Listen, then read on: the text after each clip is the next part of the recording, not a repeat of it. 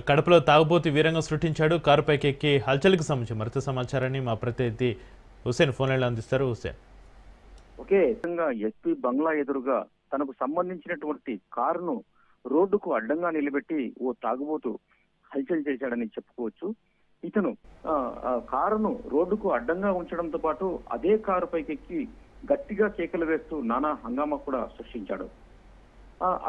ఇదే వ్యక్తి తాగిన మత్తులో ఓ సైకోలాగా వ్యవహరించినటువంటి తీరు అక్కడ ఉన్నటువంటి ప్రయాణికులకు కానీ తర్వాత వాహనదారులకు కానీ తీవ్రమైనటువంటి ఆటంకం చోటు చేసుకుందని మనం చెప్పుకోవచ్చు.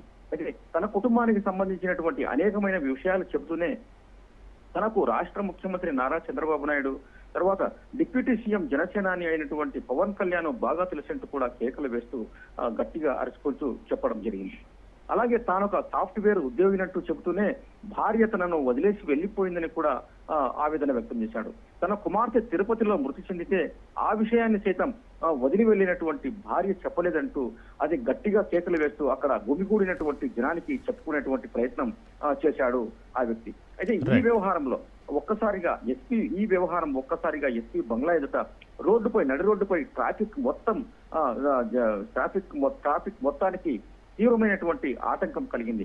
అప్పటికే దగ్గరగా ఉన్నటువంటి పోలీసు సిబ్బంది అంటే ఎస్పీ బంగ్లాలో ఉన్నటువంటి పోలీసు సిబ్బంది అక్కడికి చేరుకుని ఆ వ్యక్తిని అదుపులోకి తీసుకున్నారు. అక్కడ ఉన్నటువంటి ట్రాఫిక్ ను కూడా టోటల్ గా క్లియర్ చేయడం జరిగింది. చక్రి. Right, thank you Hussain.